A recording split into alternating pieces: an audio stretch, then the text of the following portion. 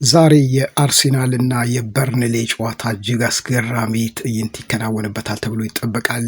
ካሁኑ ኢትዮጵያውያን የአርሴናል ደጋፊዎች አዳዲስ ጉዳዮችን እያስደመጡ ነው። የአንዱ ታዋቂና ዝነኛው የአርሴናል ደጋፊ እጅግ አነጋጋሪ የሆነ ቃል ገብቷል። የአርሴናል ቀንደኛ ደጋፊ የሆነው ይስሐቅ ቡድኑን በተመለከተ እጅግ አስገራሚና ደፋር እንዲሁም ፈታኝ የሆነ ውሳኔን አስተላልፏል። በራሱ ላይ ቃል ገብቷል።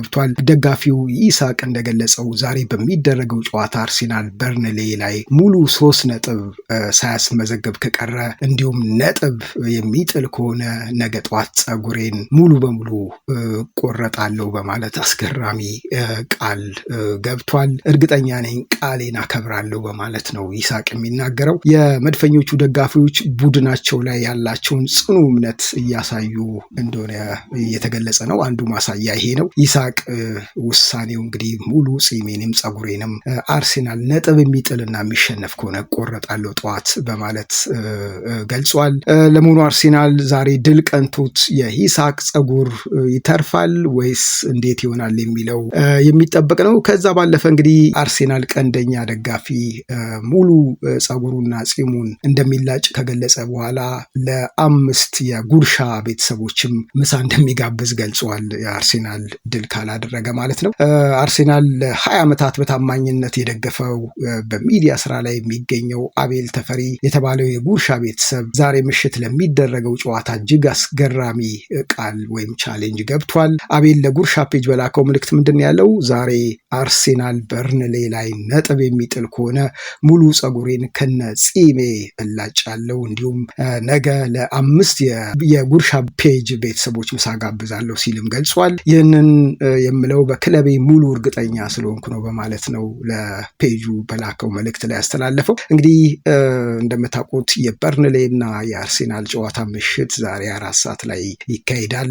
በርካታ ደጋፊዎች ካላቸው ክለቦች መካከል አርሴናል አንዱ ነው። በኢትዮጵያ ውስጥ ይወደዳል።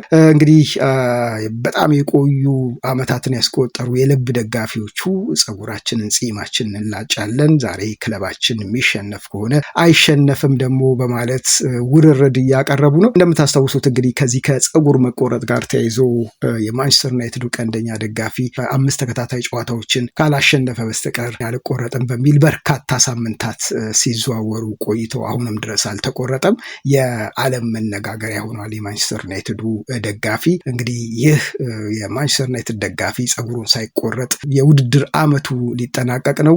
በዚሁ ይቀጥላል ወይስ እንዴት ያደርገዋል የሚለውም የሚጠበቅ ነው የሚሆነው። ይህንን ተከትሎ ይመስላል እንግዲህ ይስሐቅ የተባለው አርሴናል ደጋፊ ጸጉሬንና ጺሜን እላጫለሁ አርሴናል የሚሸነፍ ከሆነ በማለት ነው ቃል የገባው። እንግዲህ በአርሴናል ሜዳ ላይ የሚደረገው የአርሴናልና የበርንሌ ጨዋታ ምሽት 4 ሰዓት ላይ ይካሄዳል። ዓለም ሁሉ የስፖርት አፍቃሪ ደጋፊዎች ሁሉ ትኩረታቸው ወደዛ ይሆናል። ከወዲሁ እንግዲህ በርካታ ሰዎች በጉጉት ጨዋታውን ለማየት እየጠበቁ ነው የሚገኙት። ይህ የዛሬው ጨዋታ በድል ማጠናቀቅ የአርሴናልን የዋንጫ ባለቤትነት ጫፉን እንደመያዝ ወይም ዋንጫውን እንደመያዝ ሊቆጠራል ተብሏል።